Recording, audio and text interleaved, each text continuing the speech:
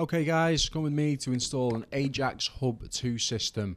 Great alarm system. First of all, we need to jump into the loft, disconnect the old panel.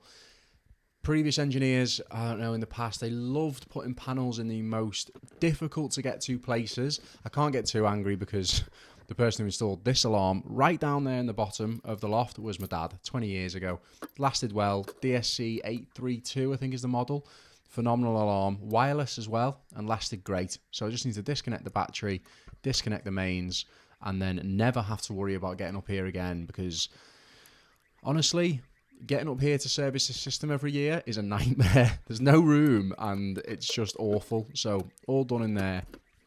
I don't know what the obsession was back in the day with people putting the alarm panels in the loft, but previous engineers, they all seem to love it. It was easy to wire the sounder, that's one thing, and drop down for the landing PIR, but you know, there's always a hallway cupboard or something you can put it into. When it comes to call-outs and faults, they're just awful. Honestly, if I ever had to call out to this system at 4 o'clock in the morning and had to get to the panel, I think I would have just quit there and then, to be honest. There's just no way I would have been able to manage that myself. It was just been too depressing. So that's all done anyway. So I can jump out the loft, I can close up the hatch, and I can never have to worry about getting into that thing again. I'll have a coffee provided by the customer. Thank you very much. And get on to removing some equipment. Keypad came off easy. It was stuck on, so this came off the wall.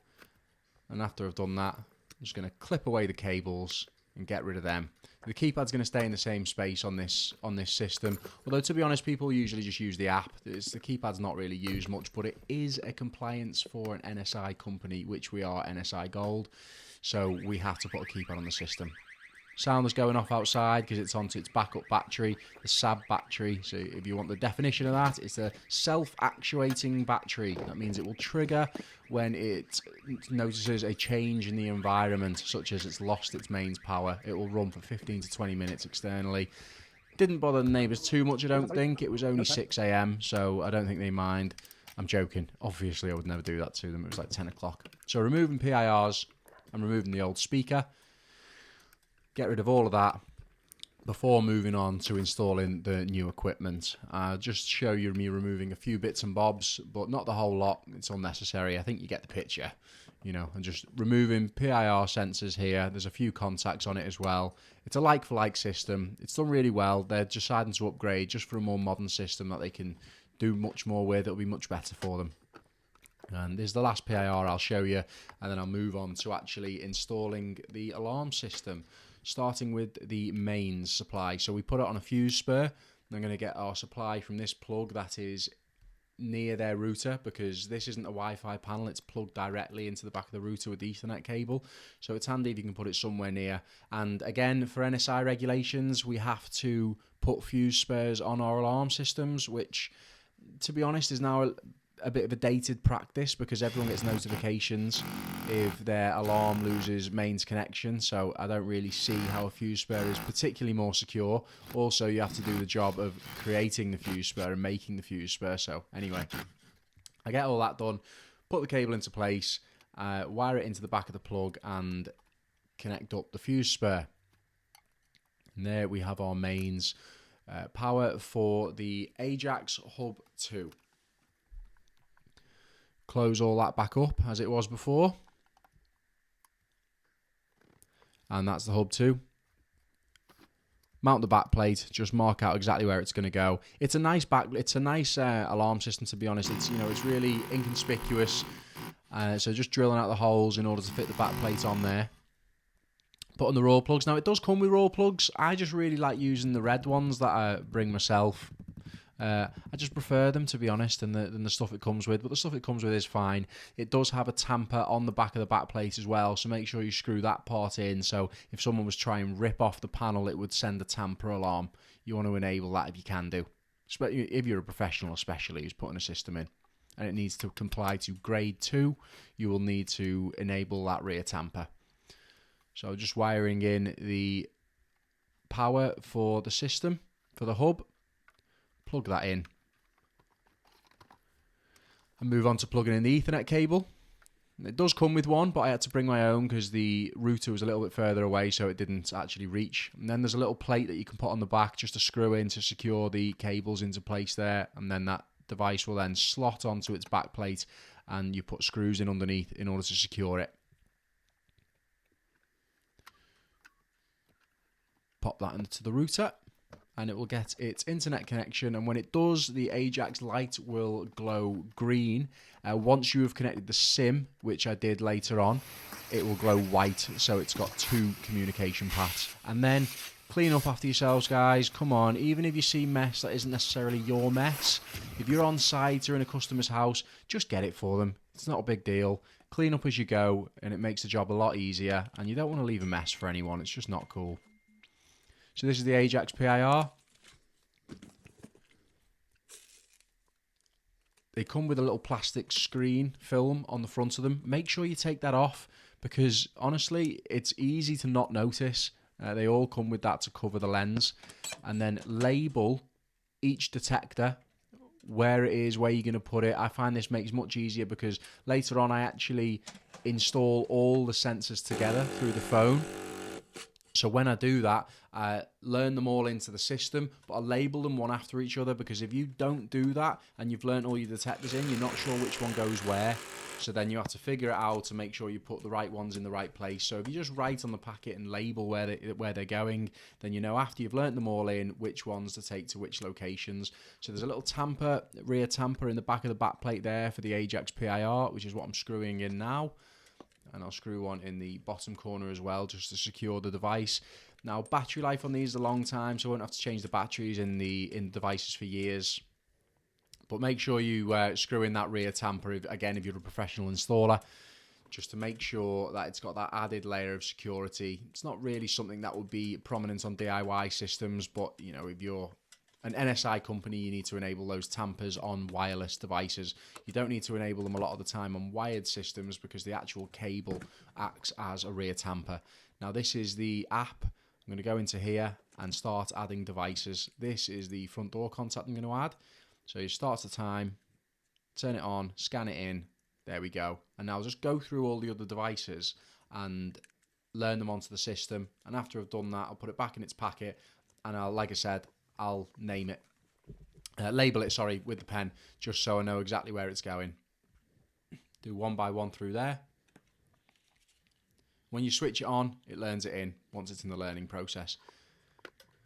Slot that into place, and you'll know if the tamper switch is closed because it'll tell you on the app. And then do the work for the contacts as well. There was PIRs and contacts that were going onto this system. I think it was about 12 zones in the end that ended up going on this one, but it can go a lot higher. So I think it might be 128. I can't know for sure. I can't remember. But this is me installing the door contact. Again, you can stick these on or screw them on. If you're doing it for grade 2, then they need to be screwed on. And slot that into place. That bit was nice and easy, but then I dropped the other side of the sensor, the magnet that goes on the door, and honestly it took me about 10 minutes to put it back together. It was a real nightmare. Oh, it's just one of those things. So we all make mistakes, and I was just then having to fiddle with it for ages after a drop. So now is about the point to drop it. Oh, sorry, no it's not. This is where I'm installing it. I'm just installing the holes for it, and I drop it while I'm doing this. And this is the part, I couldn't get it back together for ages. It took me so long. Anyway, that was depressing enough. So, after I did that, I felt like, it's time for a break. I'll slot that into place, and I'll jump outside to my truck, and I'll have some lunch. Now it's time to mount the external sounder. So I'm getting up the ladders. Make sure you got ear protection, guys, when you're going up to external sounders. And, you know, do all the compliance in terms of PPE for when you are installing things up ladders. What you don't want to do is you don't want to put your ladders in the way of where one of the bolts are, like I did here, and make it an absolute nightmare to unscrew. But that's what I did, and I just about resisted the urge to jump off the ladder. Now, the sounder here, you can see it's covered in bird poo, and that's because it's right underneath an aerial. So that's going to be fun when we start having to change the batteries in the new wireless sounder. But oh well, worry about that in a few years. Get rid of that. Don't throw it at the customer's car, okay? That's just never going to be advisable. And screw in the back plate. It's just a small square back plate for the AJAX sounder. when you're putting the sounder on, it will just slot into place. It slides into place, and after you've slid it into place like I'm doing now, there's a little screw hole underneath where you can put in and just tighten it up to make sure everything's as it should be, just so it's not going to come off. It wouldn't come off anyway. It's pretty secure when it's just slotted in, but still, just pop that screw in to just give it that extra bit of security. Now pick up all the rubbish. That beeping that you hear is the external SAB battery that's still beeping away in that sounder. It's an old style of sounder that was very good, but when the SAB battery got low in it, it would beep. So sometimes you get customers wondering why their sounder outside was beeping. It needed a new SAB battery. Bit of a pain, but it was a good indication that the battery was low. We'd go out and we'd change it. So, by the way, I absolutely love my pickup truck. It's okay if you don't have a pickup truck, but if you don't want a pickup truck, then there might be something wrong with you, because they are just phenomenal. And I put the shutter in the back as well, just an automatic shutter, which is great. So let's get back in and crack on with the install. Not much left to do now, and I'll be all finished. Remember to pick up my drill. I left the drill on the top, as you saw, but I remembered to pick it up. Wouldn't be the first time I forgot it somewhere stupid and had to go back to get it. Then, always wash your hands multiple times through an install. Wash your hands, because your hands get really grubby and you're touching customers' walls. Even if you're doing DIY work in your own house, keep washing your hands, keep on top of it. Otherwise, you just leave marks everywhere. Then again, clean up. There's absolutely no excuse to not clean up as you go and just be tidy. Make sure everything's good for the customer. You want to leave the place as clean, at least as clean as it was when you arrived. And I hate the vacuum inside and the cleaning up sides, so just to get it out the way before finishing the programming and testing. So go to the service side and just do a walk test and test all the sensors. In the AJAX, this is in the panel setup, and you go and they light up green, and when you move in front of them or open the door, that green light will flash to let you know it's got movement. You'll also get a notification on the app to let you know that the panel has seen it and that it's working, just to make sure everything's working as it is. Now, I do go around all the sensors on here, but I didn't really think it was necessary to show you, because there was no point showing you every single one. You get the gist of it. Then I'm all done. Hand it over to the customer. Call it a day. Get back in my truck, and then I get lost. Leave them with an alarm they're really happy with. Get going. Get home. Get some food.